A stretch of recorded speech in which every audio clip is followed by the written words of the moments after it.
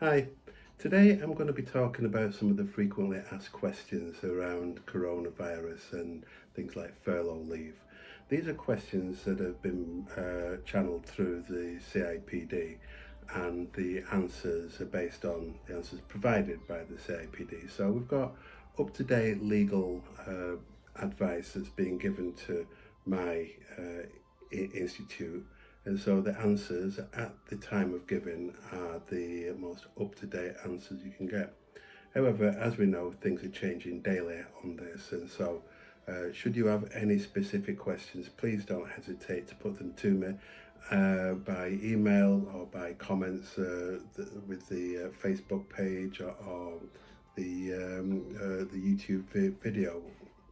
So anything that you want to ask, please ask. There is no charge for any answer to this. So I'm going to be glancing down occasionally to my notes so that I'm getting those questions in some kind of a sequence for you. So please don't think I'm being ignorant and not paying attention to the camera on this. So the first question is the what if you've got employees and there's not enough work for them all, but there is some work? Can they come in and do, say, 1, 2, 3, 4 days a week and get paid furlough for the rest? Well, the answer to that is a no. You can't have people working for you for pay if they're furloughed. This is something that is quite clear.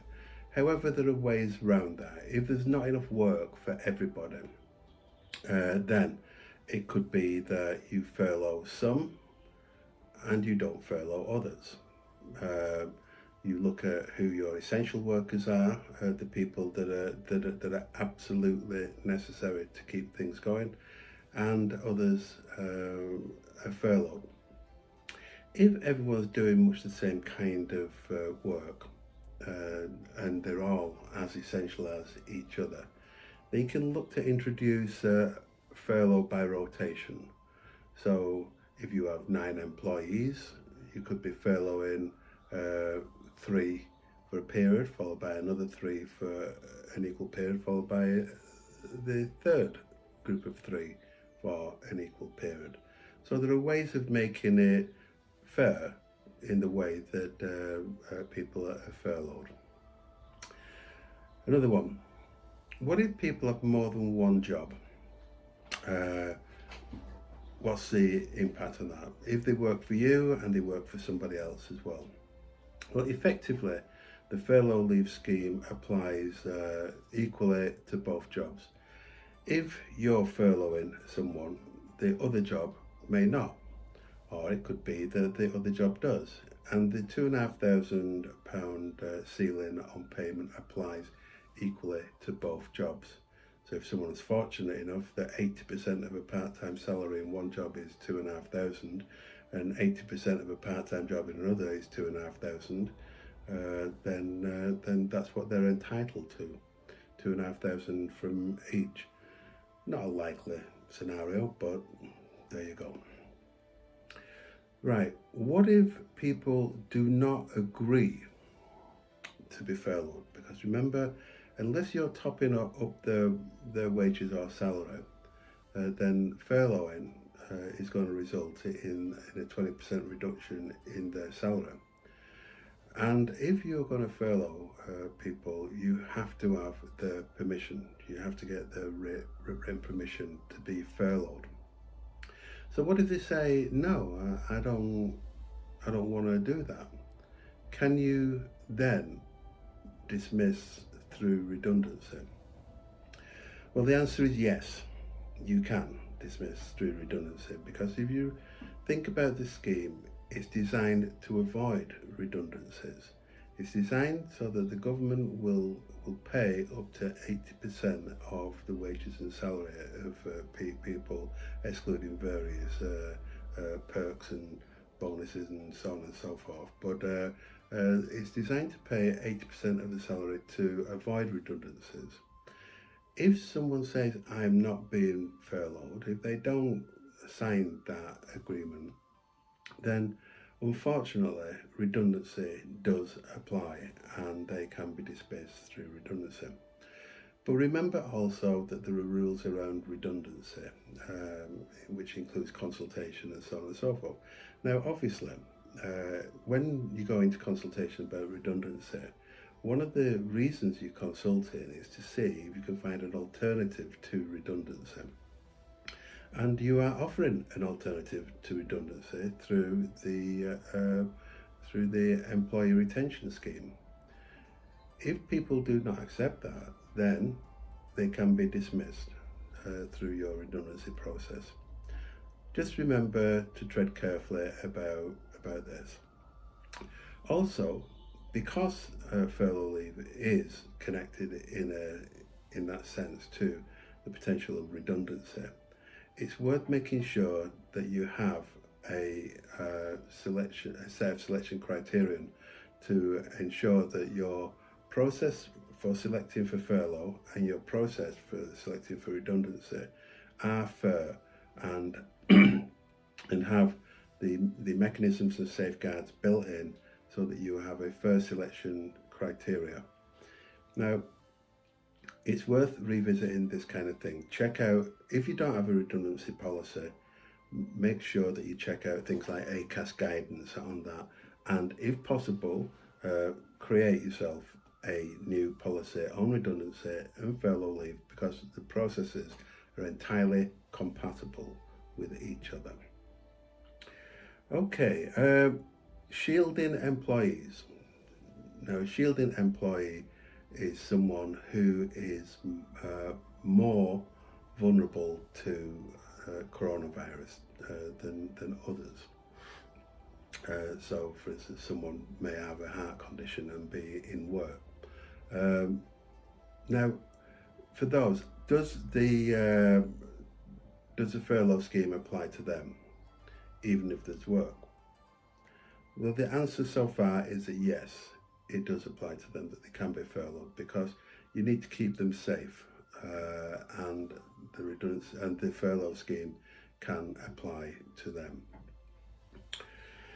Right, one more question on this one. If you've made employees redundant, can they be reinstated and then furloughed? Well, the simple answer is yes, but they have to have been on the payroll. I think it's March the 9th. I'll check that out. But there are rules about the payroll. For those who are on the payroll February the 28th and up to this date in March, in early March, then they need to be, there are different rules that apply, but it's still possible to reinstate and furlough. But all the guidance on that is on the government website. So that's a number of main questions that have been asked on furloughing. Now, other questions are being asked on people working from home and issues around health and safety. Now, in previous videos, I've mentioned the employer's responsibility for people working from home and the health and safety implications of that. And it really is to your advantage to do some sort of a risk assessment. Develop something of a policy. If you don't have one already, develop one and think in terms of health and safety and employee well-being when you're doing that. And I've mentioned before the need, obviously, to be able to monitor performance. And for a lot of us as managers, it's new to either work from home or to manage people that are working from home. So try and think of how you are going to make sure that performance is managed effectively. Now, there's another question that came up, and it's quite an interesting one, because if someone, for instance, has caring responsibilities at home, children, for example, and obviously a lot of employees will have children at home, we've got to start thinking about how they're going to manage those kind of responsibilities with their workloads, how difficult that may be. And it may well be that for some people that have those care responsibilities, it's much more difficult to be working to capacity from home. Because remember that all schools are only teaching the children of key workers. So the vast majority of children are now not in school, which means that those with care and responsibilities for children are going to have their children at home. Now, some of them will be in the teens and able to look after themselves for a large part of the day whilst your employee is able to get on with the work. Others, much more difficult for them to be able to manage both responsibilities. So the recommendation really is that you consider furloughing those, but remember the need to get that written consent. Okay, now, any questions, any comments, please feel free. I do answer all questions, all comments. If I don't know, I will find out. And if I can't find out, then I will let you know that I don't have the definitive answer for that. Okay, so we'll speak soon, and stay safe, stay well, and we'll have another chat in the not too distant future. Cheers. Bye. Okay, just a quick clarification of some dates. We're talking in the video about employees being reinstated and then put on furlough leave. Now, the rule on this one is that they needed to be on the PAYE payroll system on the 19th of March to be entitled to furlough payments.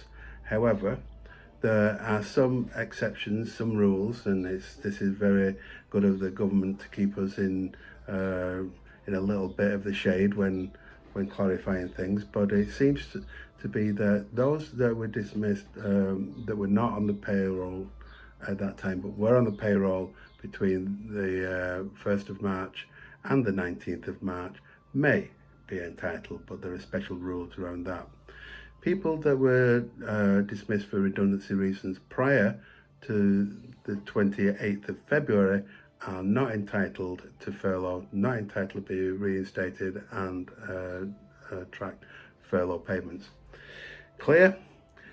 Any questions, please get in touch and I will provide answers in writing on these issues. But remember, things are changing almost daily in this, and so anything that you need to ask questions on, please feel free to do so. Cheers. Bye.